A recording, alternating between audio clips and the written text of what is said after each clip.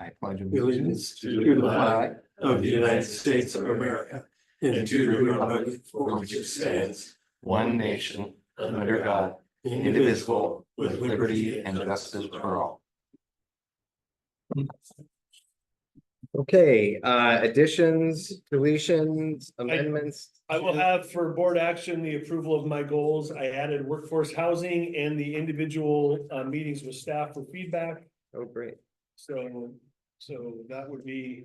That's what we discussed. Yep. Great. So it is, superintendent board goals could be on the that's the only board. thing. Yep, on the board. Board business. Board business. Okay. I move we approve the agenda as amended. I second that. All in favor? Aye. Business, community comments, anybody? Seeing none. Great. Oh, I thought you were gonna ask.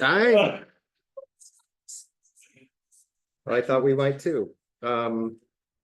Business finance reports. Moving right along. Might as well. There we go. He has to be just, what was your last name? I don't know. It's okay. I'm not going for a record. I'm just going for quality, efficiency. Last year's report in, because we didn't have June's data. I didn't Okay. have our meetings. This is pre-audit, so it will change. Thank you. And you need action on the resolution. Do you want to Yes. explain the feedback from the Department of Ed? If you want to. I kind of already did. Okay, They didn't, we've submitted our information to them the same way every year, and they wanted us to separate out the our, contingency and Yeah. the reserve. yeah, so, which before we just had it as a part of the overall budget.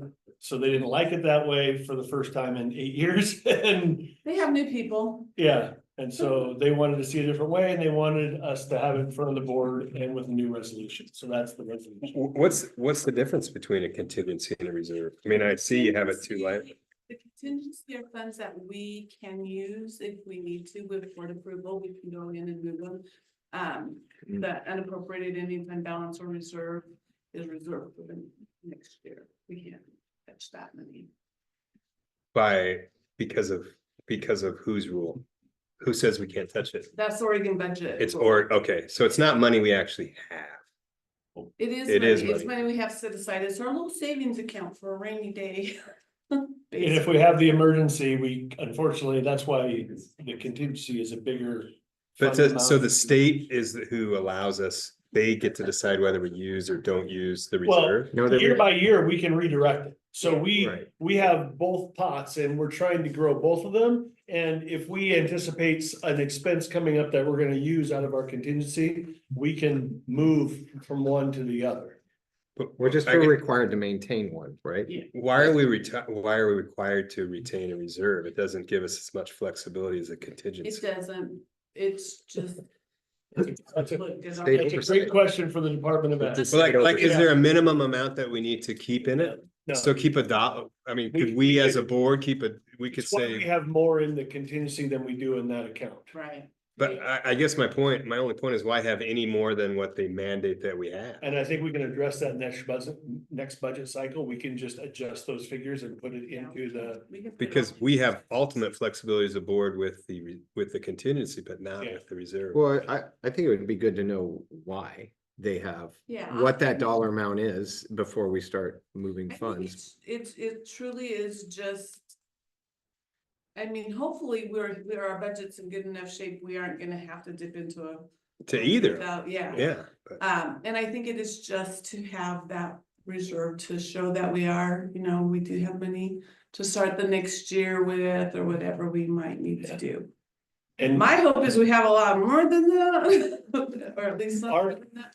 And really for us, it was contingency and reserve that improved our bond rating. It wasn't one or the other. It was that we were in a better financial position by our audit. That was looked at by the bond council. So, I mean, we'll drill I deeper will look into that. and see. Again, just to, because you're right, it doesn't make sense. If we have no flexibility, then it really doesn't help us if we have an emergency. Right, right. So. Especially if it's our money, it seems like we should be able to. put it- But I mean, couldn't we as a board move it in the middle of the year, or does it have to happen at a, It has to happen through the budget process. okay? Now so that it it's just already make it been more earmarked there and we've already Okay. been approved by the budget committee. Yeah, So the one meeting that Steve's not here, you can't. that's right. We made a He big would case. probably have an answer for us. Well, could we revisit it maybe next meeting? Would that give you enough time if we just revisited the concept of what? We can revisit it. I would like to get this, because they will hold up our. Okay, well, all let's, of our stuff okay, If we don't get, okay. If we That don't sounds good. approve. if we don't. Because this is an action item. This is just Okay. the way they want the resolution based on the budget document that we approved. As we I already gotcha. approved, so, Yeah. so We are we gonna can, change we can. it. dig Oh, I into see, but the- I mean, just, In the rationale. yeah, Yeah. I wouldn't suggest that we hold this action item up, but if we get information Yeah, about I will look. sort I of will moving get you forward, information. okay. Well, all right, I would be, I'd make a motion that we approve resolution 23-2403 and adopt the budget as previously presented. I'll second that motion. Et cetera, et cetera. All Okay. in favor? Aye. Aye. Do you Are have there any? any other questions on the report or anything? Anything else on the budget for Sherry? So far? I mean, they're pretty self-explanatory, Yeah. like Yeah. a Pretty- bunch of purchases, of course, Yeah. with the new year. I was looking at Okay, purchase well, the supplies and everything. I mean, I can see that's a big number. It's all but our beginning not of the surprised. year. We're pretty flush right now, yeah. Let's Let's go buy a car for everybody on the board, right? Yeah, yeah. Okay. Administrative reports. Does anyone, who would like to go first? All right, You don't give them the choice, you gotta make, you I gotta tell gotta them. tell them, you gotta. You're good, you're golden. You're all set. You don't have to decide, you can just read this. I can, but I like to be nice once in a while. So I think, tonight I'm just gonna speak briefly about kind of a theme that we led with, concept that we led with this year. In our staff and service, and it'll be something that we kind of return to throughout the year as we're working on improving instruction. You guys are familiar with kind of the what's been for me since I've been here at Sisters High School, kind of an axiom or a theme that I've led with, which is approaching our instruction with an asset-based mindset, which again is kind of summarized here, but it basically is kind of that general idea that when we encounter kids in the classroom, we're leveraging all of the things that they bring to bear on their learning experience, and view all of the things that they're bringing to the table as things that we can leverage to have a quality, meaningful experience for them. And it's kind of it moves away from kind of only viewing through the lens of whatever deficits or gaps there are, but really, and I think even though it sounds a little bit like semantics, I think it puts the people in front of kids, if they're beginning with the mindset of what kids bring to us is, no matter what that is, can serve as a foundation of where they're headed next. It sort of by definition requires us to meet the kids where they're at and move forward with them.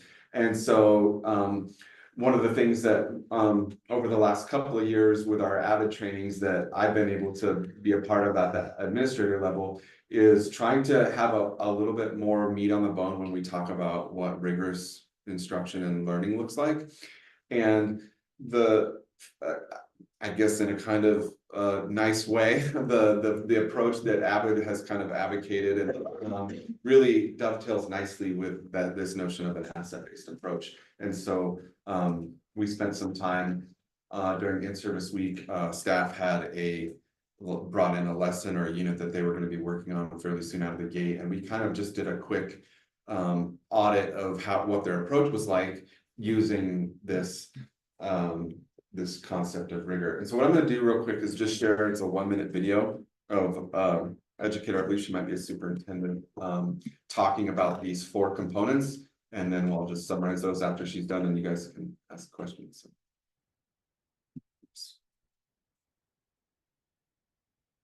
Okay, if I click it, will it play or will it Right. advance?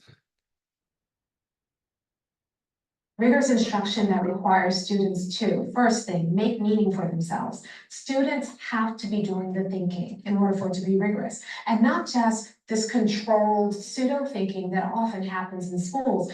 It's about students making meaning and making meaning for themselves. The second piece is that students have to impose structure and information, because the way that we know our brains work, the act of imposing structure, the act of organizing information actually deepens our understanding of the information. Third piece is that rigor requires students to take individual skills and put them together to create a process. If we don't show students how to take individual skills and start to put them together to create an entire process, we're cheating them of real thinking, because thinking is not disconnected skills. Thinking is about an entire process.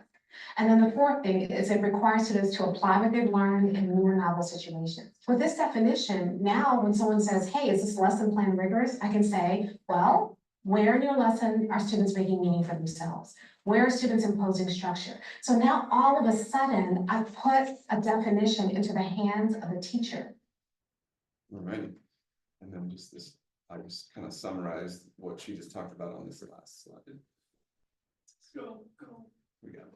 Anyway, so there they are. That's kind of the criteria that we're leaning on. And so what we'll be able to do is align these four components with the kind of skill sets that our teachers already have. It probably wouldn't take you too long to think of content areas where we're just naming great educational behaviors here that are already really in place in a lot of our classes. I mean, we've got a lot of quality stuff going on, but everybody has an element of their instruction that they can shore up. And so we're giving teachers an opportunity to identify the areas where they feel like they can improve. And then we'll be giving them opportunities throughout the year to make those improvements and then share the improvements that they've made with their peers, both within the department and frankly, in a school that's our scale. I really find it powerful to have the teachers connecting across departments as well, because the sometimes when we're just in our departments, things can get a little siloed in terms of thinking about our content through a particular lens. And then when you see, as a math teacher, things that are happening in the science or the arts, it just opens up ideas. So that's just going to be a foundation for kind of where we're headed this year. And it's not the only thing we're doing, but it was the thing that we focused on to kind of open up with. And yeah, away we go. Do you have any questions about kind of the model and kind of how we're looking to apply it? Do you have an example that comes up, just like what's you guys were talking about that at your in-service, what would just be, I mean. Yeah, totally. So for example, if we think about, and the example that I brought up for the students, I'll just use a personal example, where she was speaking about students imposing structure on the information and how they process it. I just gave the example of, my best friend and I growing up, we seemed to always track together in math. And I'll just say he was a better math student than I was. But the way you could sit down and look at our notes at the end of the class period, and I was kind of the doodler type, arrows, highlights, different things. And I created what I thought was a bit of a masterpiece of note-taking that didn't look to the untrained eye like it was, but I knew what it meant. And so that structure worked for me and how I processed information. And Mike, my buddy, was just straight up capital A, indent, lowercase a, and it was clean. And he went home every night and he redid it. And like I said, he got better grades than I did. But it just, when we talk about asset-based instruction and meeting kids where they're at and the things that they bring to the table, every single one of these points is an opportunity for teachers to meet the kids where they're at and leverage the things that have worked for them and to take another example, the piece about making meaning, I think, is brilliant because it just has that universal application. In some places, like in the arts, it might be super obvious, like in our Americana class where, kids spend, a term right now, they might spend the first term learning how to, string some chords together, but by the end of the year, now they're imposing the things that are meaningful about, the way they organize their chords and different things. And it ends up being, something that is unique to them. And again, it's focused, or the foundation is on this, what the kids themselves bring to bear. It doesn't mean that we ignore the content. We can't ignore the content, you know. Physics ends up being physics still, you know, but each content area has unique ways to integrate each one of these. And I thought the conversations that the teachers had were really rich, so I'm excited about it. I had a great conversation, and I think all four of those applied with Jason Chinchin about snowboard making, and kids designing it, we do the CAD work, the production, Yeah. and then figuring out if it works. Right, I mean, that's the end product. If they can't, if it doesn't work well for them, it's really evident that their design wasn't great, right? And they problem solve.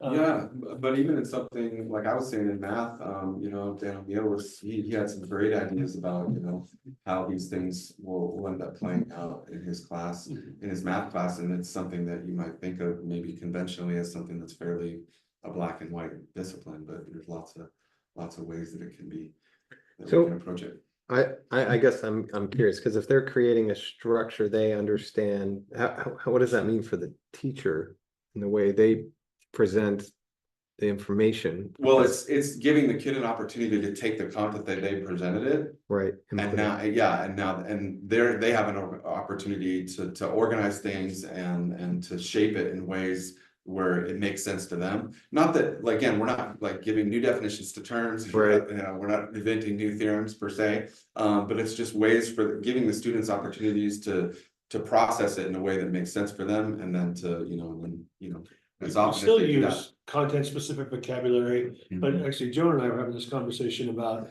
you know, if we just focused on summarizing for some of our kids, the ability to really summarize, not just take notes verbatim, because some people say that summarizing is taking a concept and putting it in our own words, what we think it means. And that if we can get that part of the step as we're moving through is a huge jump for some kids, rather than just trying to write as fast as the teacher's talking, right? Or just copying everything out of a book verbatim, right? Which is what some people think note taking is. Yeah, or like in the context of humanities, you're taking, you know, data, if you will, about, let's just call it a story that they read or a text that they're interacting with, and it's just raw information. They've been taught analytical skills along the way, and what they're creating, the structure they're going to impose on that information is going to be unique to them.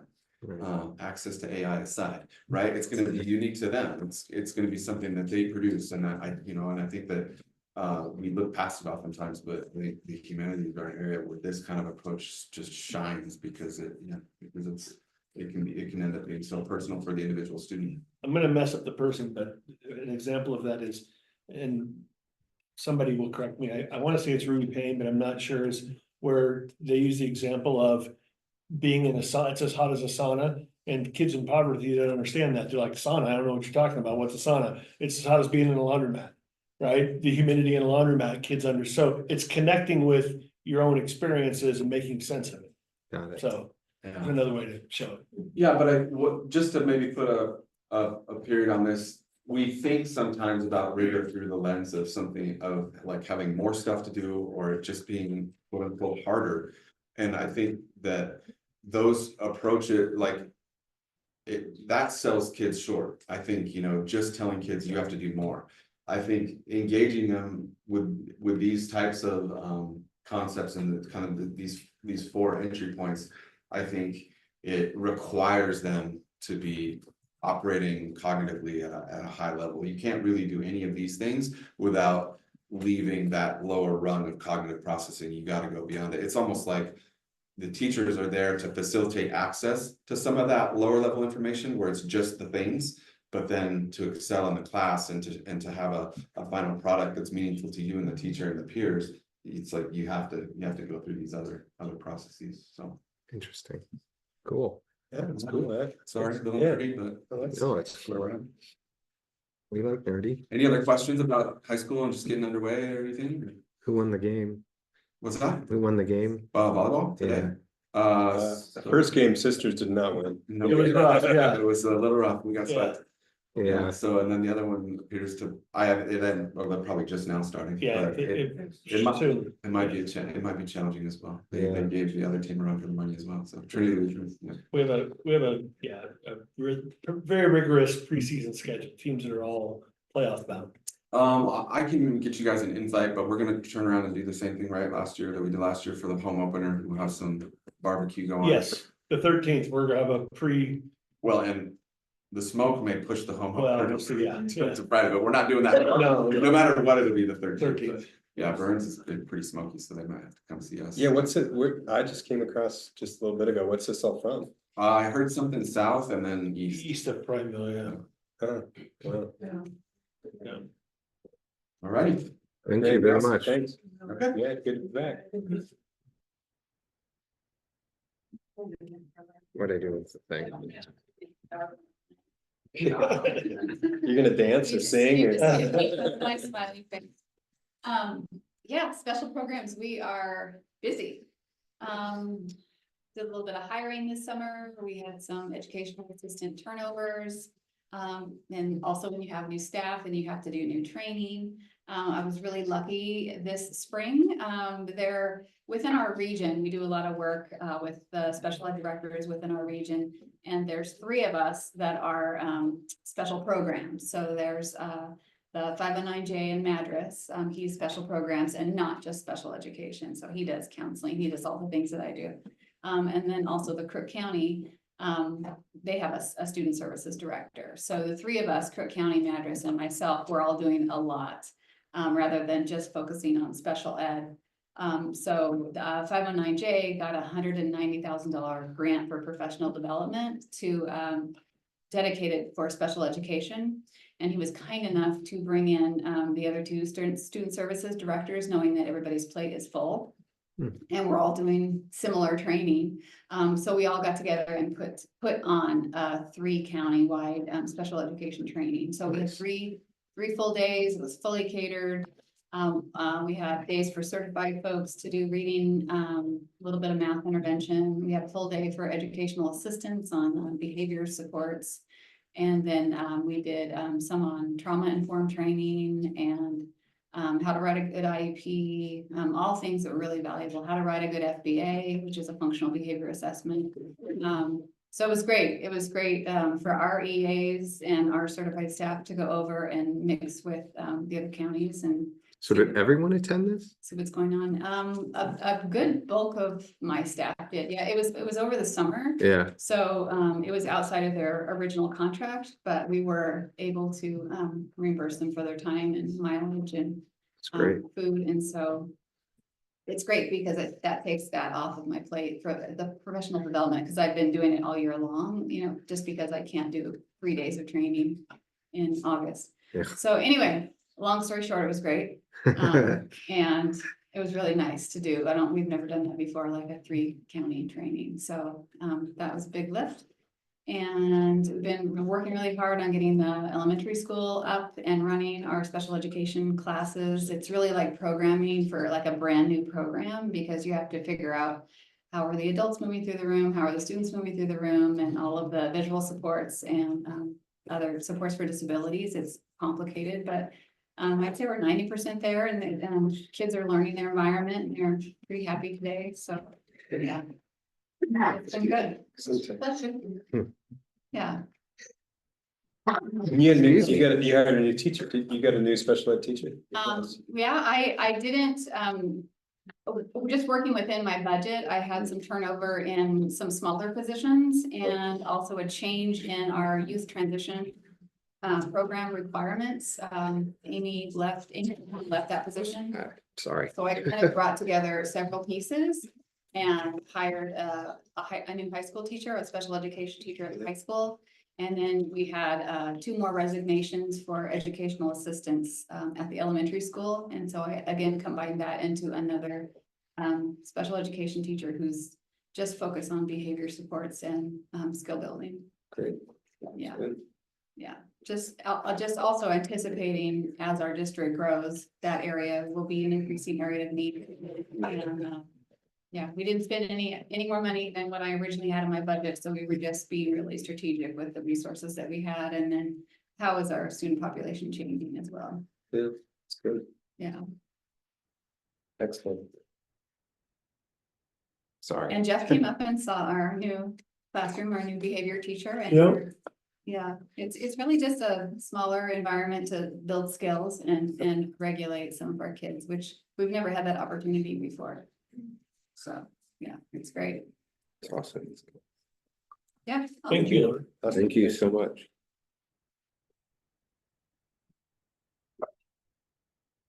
All right, I don't have a PowerPoint either. I'm just gonna kind of give you an overview of kind of what we've been doing at the middle school this summer and what's coming up. Took a little break in July, but the first thing we did is we took a couple teachers out to Denver to an AVID training, kind of similar to what Steve was talking about. We have an AVID coordinator at the school who helps kind of define rigor and help develop instructional strategies across the school and across all grade levels. It can be good when teachers are working with teachers rather than admins saying, hey, this is how you do it. So Rob Jensen serves in that role for us at Sisters Middle School. So I took him and he was trained in how to be an AVID coordinator for a school. And then we took our new AVID elective teacher, who is Emily Surgeon. Emily Surgeon is teaching 7th and 8th grade AVID elective, and this will be your first time doing it. So we wanted to make sure we gave her the tools to be successful. And I took the Administrator 1 course because I've been to a number of the trainings, but most of the trainings when I go, I do the teacher version because I really love to learn about the instructional strategies and kind of what's coming out, what's new. This is the first Administrator 1 that I went through, which was cool, but not quite as cool as the teacher. It isn't as helpful as. Yeah. It's a good overview, but if you've been in it. Yeah, and probably one of the most meaningful things is a great overview, system school-wide, but also just the collaboration with other principals about how and what they do at their schools is cool. Yeah. And then we kind of came back and we took a group of 10 individuals and we did a wilderness first responder training at Sisters Middle School. Wilderness first responder, if you're not familiar with it, it's typically a 2-week training. This was a hybridized version where they did a week of online coursework and then a week of in-person coursework. And these are for people who are taking kids or anybody into the wilderness where you're more than like an hour away from medical care. And being at the middle school for the number of years that I've been there, I keep watching more and more staff. They're just super excited to work with kids and going above and beyond, taking kids out into the woods. And I'm like, this would probably be really good to get some people trained. Not that they weren't already trained in first aid and super solid, but this is just kind of like next level and brought a lot of peace to me and hopefully to them when they're out there. So they can manage a medical emergency for hours, sometimes days if needed, while they're waiting for medical rescue. So, and I think that if you asked any of those individuals, they would agree that it was a very, very, very good training. Stressful, because they put you into real scenarios and then they're sitting there watching you, kind of grading you on how you're caring for these people. And some of these times it's for hours. I took it with them. Wow. And when they put me into the scenario, I came across a person who was not breathing and had no pulse. And so for 30 minutes nonstop, I had to do CPR. Mine wasn't very exciting compared to what they were doing, but I was just kind of doing CPR for the whole 30 minutes as this mass casualty scenario was going on. But it was really cool. A teacher from the high school came, a number of teachers from the middle school, and yeah, that was good. And then we rolled straight, that was right before teacher work week. We rolled straight into our teacher work week. And this is the first year that we did our open house during teacher work week, as opposed to the first day of school. That change came about because we didn't have a new class coming in for the first time, because all the kids that were at Sisters Middle School were there last year. So mix it up a little bit. And then we've been rolling through the first 2 days of school, and we have a smaller group of kids. We're at about 270-ish as opposed to 370-ish. So it feels a little different. A little quieter. Maybe. Yeah. It's probably because the kids know the systems, but usually the first day when middle school lunch happens, it's kind of chaotic and you're having to show kids where to go to get. And the first day of lunch happened, it was just like, this is awesome. So, Your 6th grade's moving to the elementary. yeah.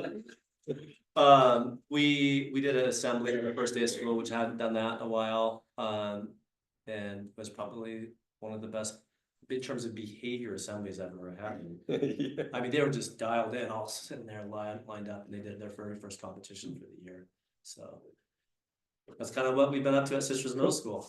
That's great. I know you don't have any or a lot of new students. At the coffee today, there was a family from Tumalo and their eighth grader joined Sisters Cool. for the first time, and they were there and they said it was the most amazing experience and welcoming, Oh, good. that they were really excited to Cool. be part of this. We had that district. in a high school kid who came down from the Seattle area from a Catholic Oh, school. that's correct. Okay. And that parent said, this is a much better school system than what we were paying for up in Seattle. So there were some good compliments today during to the work we're doing, Good. you guys are doing, from our parents. That was nice. Well, that makes me feel good. I'm glad they felt that. Yes, we were pleased. That was cool. Good. Any other questions for me? No. Thanks, Tim. Yeah, no problem. And I also don't have a PowerPoint.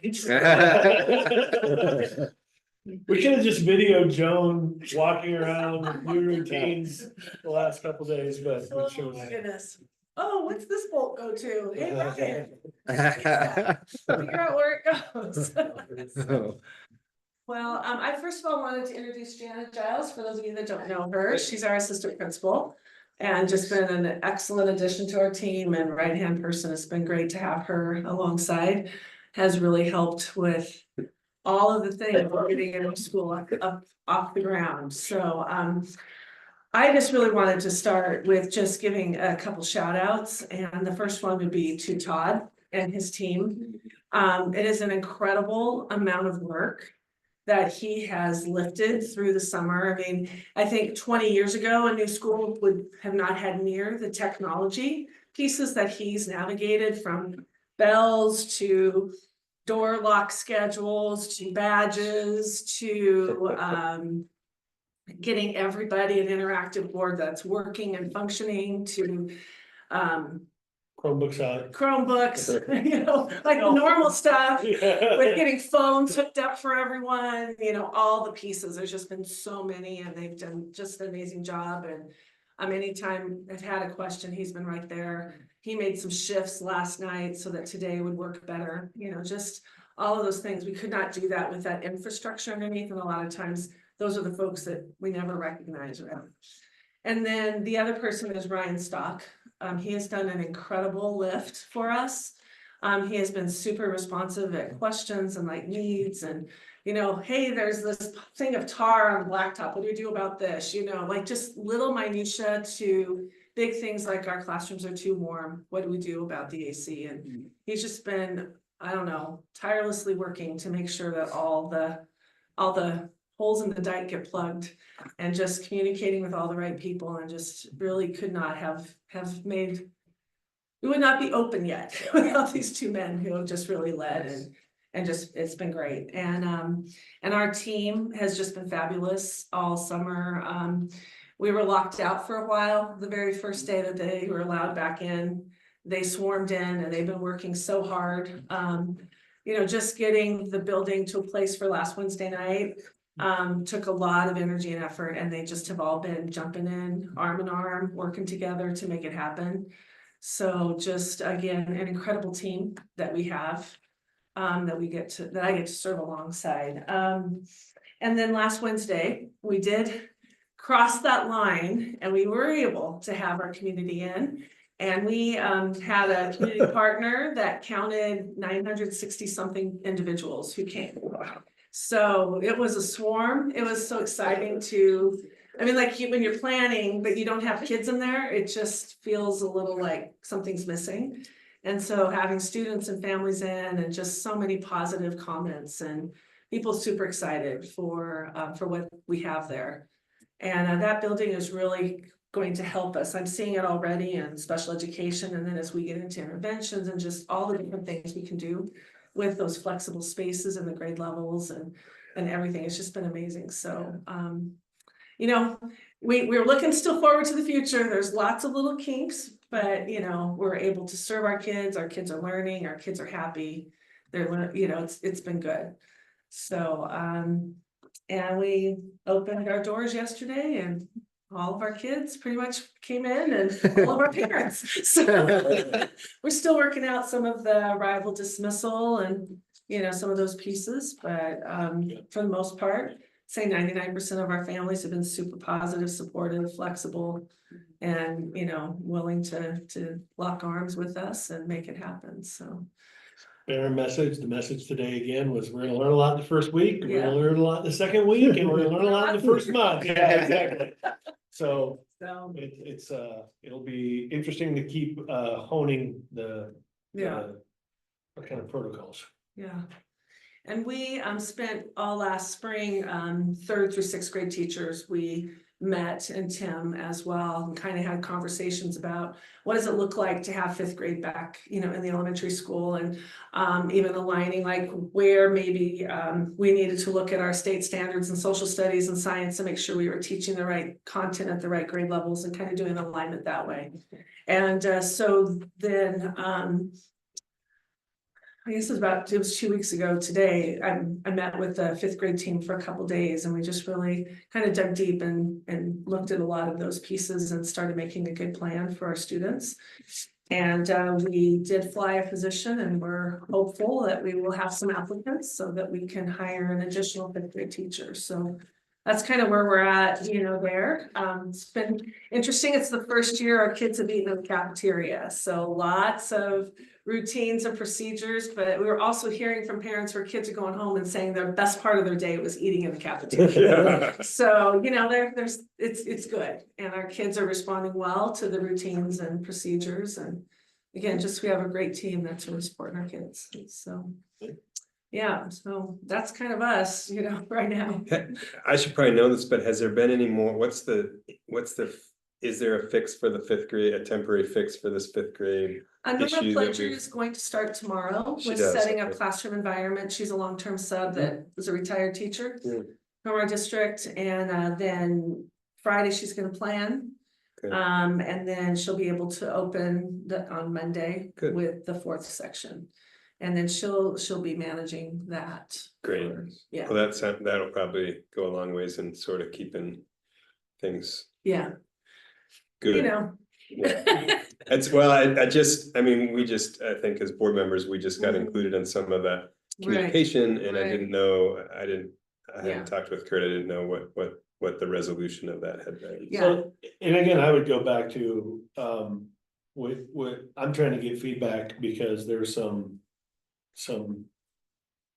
consternation about messaging, and my message has always been clear, at least for the last 6-7 years, is Mhm. when we leave in the spring, if our numbers aren't there, we wait to see the numbers, even if we think we have move-ins, because we have move-outs as well that don't hit. Mhm. And so, not that we don't do what we did here, which is post something early, get at least posted, so if the kids show up, we can move. If they don't, we can cancel the posting, right? So we Right. still get ready, but we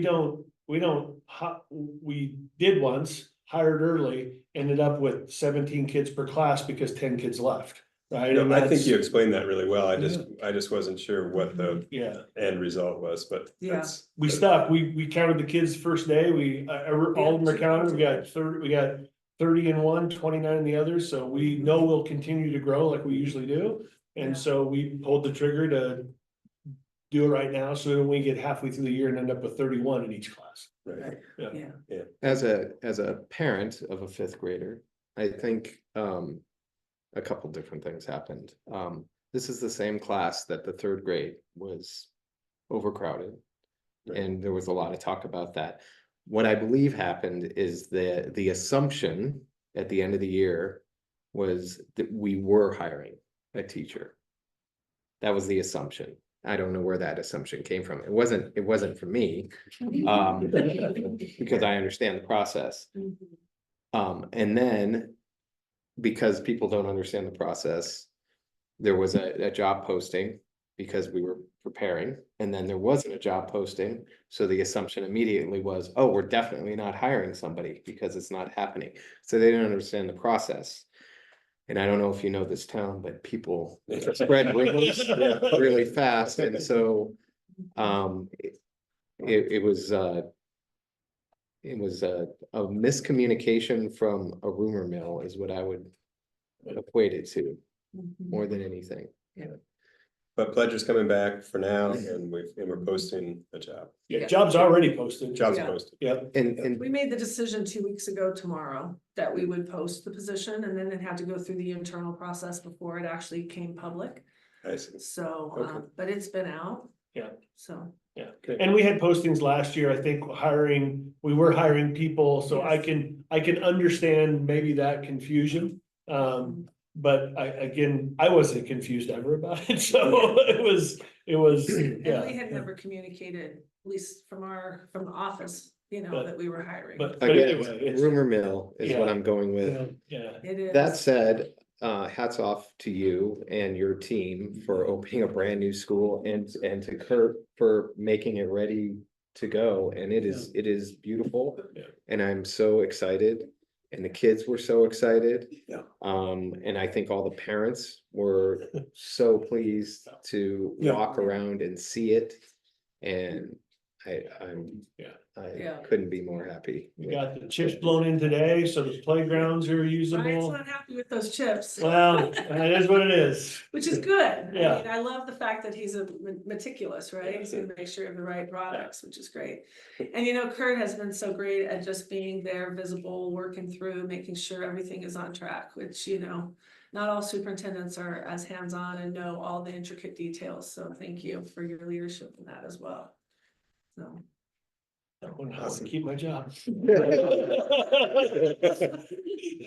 All right. All right. No, thank you. I did want- Wednesday night was one of the most exciting days I've seen in school, just to have the kids and their parents here.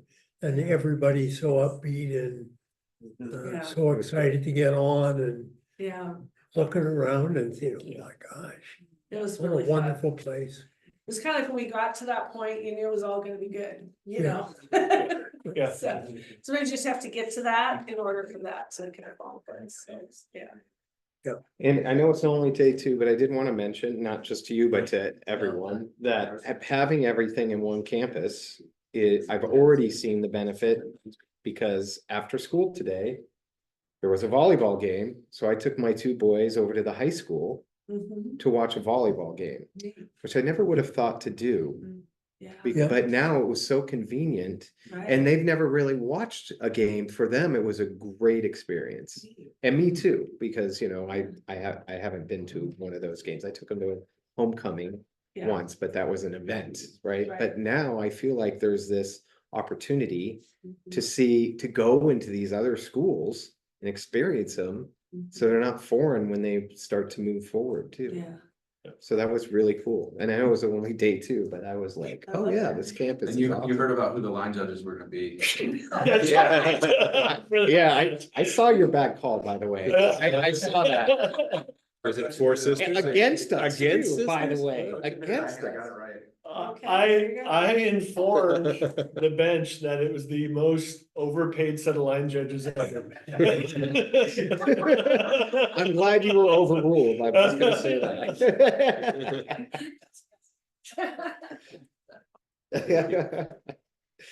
Thank you. All right, where was I? All right, I think we're rolling in me. Yeah, it's on you, sir. So, yeah. See the enrollment update, we are up, which is always good news at this point. I mean, we always know things settle a little bit in September, so we'll see how that sticks, but right now we're a little up. Some interesting things in the roll up, like fourth grade, we shrunk in fourth grade, but we grew in fifth grade. Right, so it's interesting, I think we ended the year last year with 96 or 98 fourth graders, and at one point we had 100 over the summer, and we ended up with 92. Right, so that's the kind of a shift that it's hard to react to until we know where they are. High school freshman class, we knew it was gonna be big. I think it was 118 when it left middle school, and it Jesus. got bigger, right? And so I think our senior class and our freshman class grew, and so our high school grew a bit as well. So the good news is right now, we're a little above. Even if we settle, we should be right at projected. And again, we tend to grow as the year goes on, especially it seems like after Christmas break into the spring. So So, we're in a good position to start, and I think hopefully as news, I mean, I think a brand new school can do nothing but help maybe people be inspired to come. And again, things like, the eighth grade family was from Cascade Academy. They didn't come from Tumalo, so they were going to private school. And so I think coming and having positive experience can only help those kind of considerations. And positive growth is good for us. So that's exciting. The bond update, we kind of talked about it, just so officially you guys are in the loop. Last week, come Friday, our landscapers once again didn't show up, and they're the ones responsible for putting the wood chips into the playgrounds. They're the ones responsible for hydro seeding, planting all the shrubs. There was supposed to be that week a full crew of staff from their workforce and a semi flatbed full of shrubs and stuff to plant. That didn't show up, and by Friday mid-morning, SunWest sent a letter to them terminating their services and had to find another landscape company.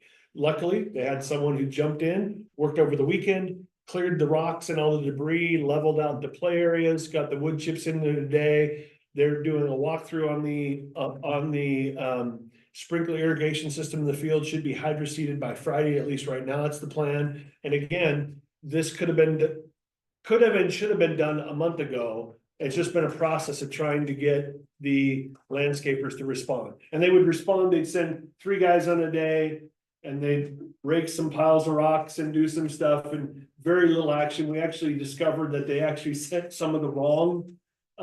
If you look at the landscape materials, the grasses they sent, it looks like they were extras from a different job.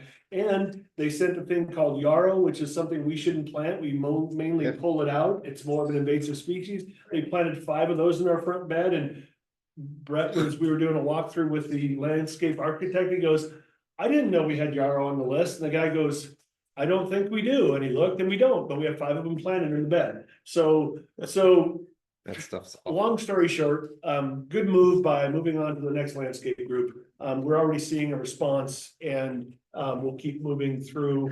Those are the things we did receive our temporary occupancy. There's a few things left that they didn't want to restrict, like some of the landscaping and other things that need to be completed within a 90-day period for us to maintain that. But SunWest is working on it, and we have a plan, so we feel really good about that. So when is that supposed to be non-temporary?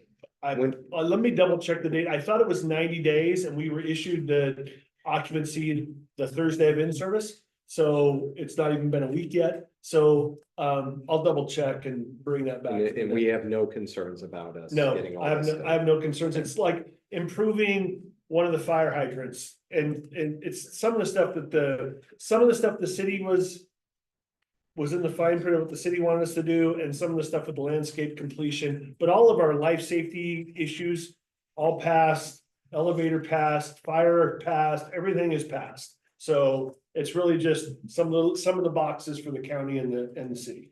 So we're in good shape, and Brent Bridges, who's our project manager for SunWest, he's been fantastic. If he had concerns, I would have concerns, but he doesn't have concerns. And I don't even know that he had that many concerns with the landscapers, but I had concerns with them. So we are where we are. Workforce housing, at this point, nothing new from what we discussed, other than Rooted Homes is still working with CS Construction and Woodlands to look at that second unit potentially. And then we're going to keep having those conversations about, do we want to expand and look at property? Do we want, where do we want to keep going as a district? As a board, having that discussion, continuing that, and between now and next week, I think I committed in the work session to try to get no more than 2, so we don't have a quorum, but get people around to see the district properties and what they are, and kind of do a driving tour. So we'll be setting those up with board members so we can get that accomplished. Yes. Just so everyone can see from Wildhaven to the really most of it's at the other end of town, but Cloverdale, Wildhaven are the 2 that are the outliers, so people can understand what those properties look like. So we'll be reaching out to set those up. So So we'll continue with that. Park and Rec, we keep moving forward. They've had soccer practices over there the other day. They have the Park and Rec childcare as well as Soul Blossom, as well as our preschool is still scheduled to be there while they're doing their work to update it and move in. We're still working with the city on the idea of the community center and mental health being a part of that, which would allow treehouse therapies to come in. So we're still in the process of getting that, that worked out. I mean, we have a lease agreement with Park and Rec. It's just the other stuff, working with the partnership to get some, of the community use, approved.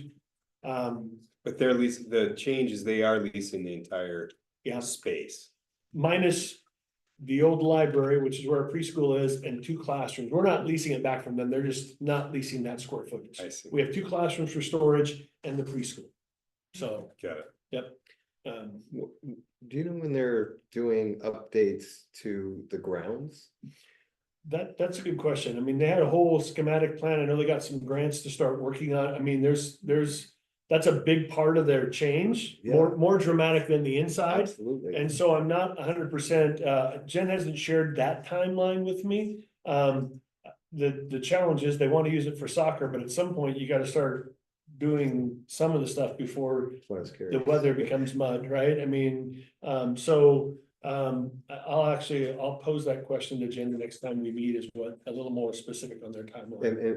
And like maybe how long that process will take. Yeah. Would be good to know. Have they Yeah. moved out of their old building completely? No, they're still in They're it. still there. They're planning like a December, January, when they get some of the modifications done to officially move in. Okay. And then kind of quite honestly, that would be to bring a little bit of this full circle, is like, I think today I spent 5 hours at that end of town. I mean, really, that dialogue about should we be here when all of our services are there, right? I think looking at that timeline for when Park and Rec may vacate their facility and the opportunity for us to go to that end of town and be stationed there, which makes all kinds of sense, sharing that parking lot with the high school. And I just actually spent my day walking from building to building to building and going back, and it was fantastic, quite honestly. It's a great to be well, I don't know if it's fantastic for the folks here. I'm like, I'll be gone for a while, not sure how long.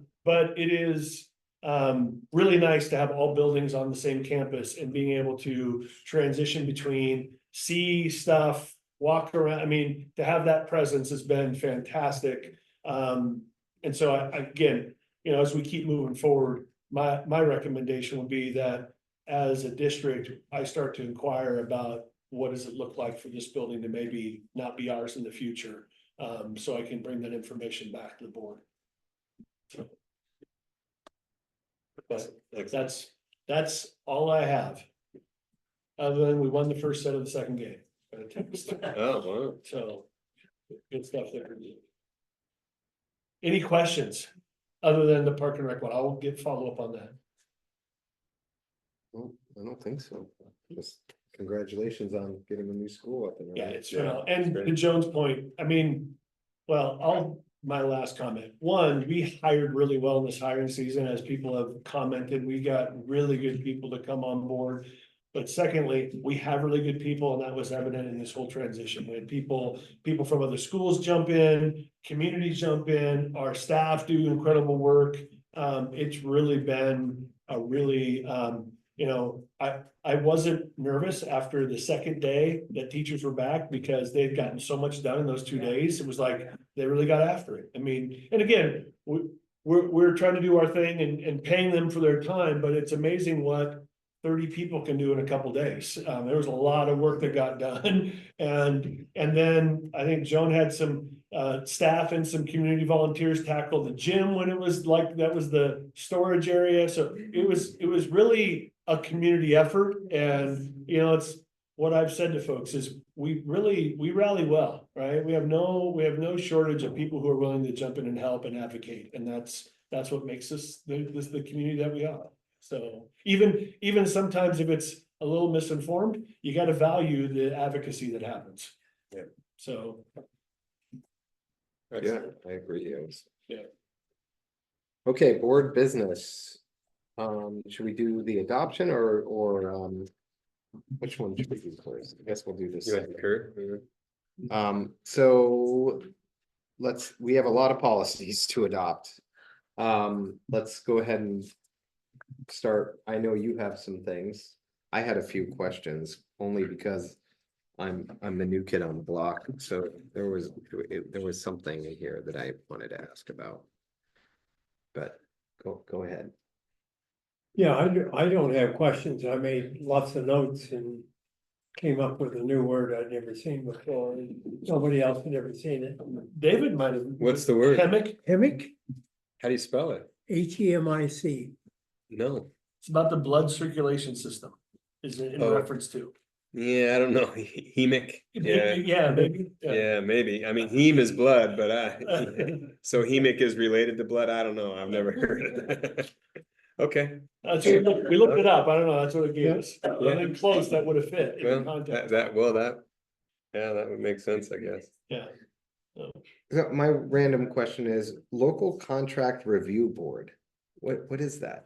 So you guys had to approve. When we went to our GMCG process, the board had to approve that process. Right. So you guys are the local contract review board, so that's. I thought so, but that's- it doesn't imply that in any of this, so I just wanted to make sure Yeah. that, That's you guys. okay, For us, great, yep. that's, just want to understand. Yeah. I would advise this was very educational experience, I will tell you, I learned a lot. Yeah. We really have our bases covered in these policies. Well, we have a lot of them, that's for sure. Yes, so if there's nothing else, does anyone want to make? I move we approve all of the policies listed here under core business. Yeah, I would second that. All the way from BBF through LBE, yeah, Perfect, all all in favor? 87 of them. Yes. Yeah. All in favor? All right, Aye. See, that was easy. Wow, that was way less painless than reading them. One at a time, Yeah.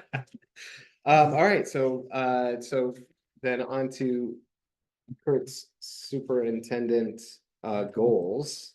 He's added in the two items we asked him to add in. Does anyone have anything else to add or change before we approve his goals? I don't think so. I mean, we went over this, I mean, the whole reason for the work session, really. Yeah. And you changed the couple things that we had talked about. The big one is that, that was my issue, was that individual meeting with staff, and I think that will go a long way, so that's And I announced that the staff, as a part of we are in a feedback cycle for our integrated grant as well. So it all fits really well with what we're doing for the state also. Yeah. So and for those who weren't able to make it to the staff breakfast, I did announce that, our goals are kind of our first 100 days is looking at kid-friendly learning targets, being in the classroom, me getting around and getting feedback. And there was one other thing that I mentioned, but just kind of talked about high leverage instructional practices and kind of doubling down on those things that we know work. we don't have to. We can discuss it.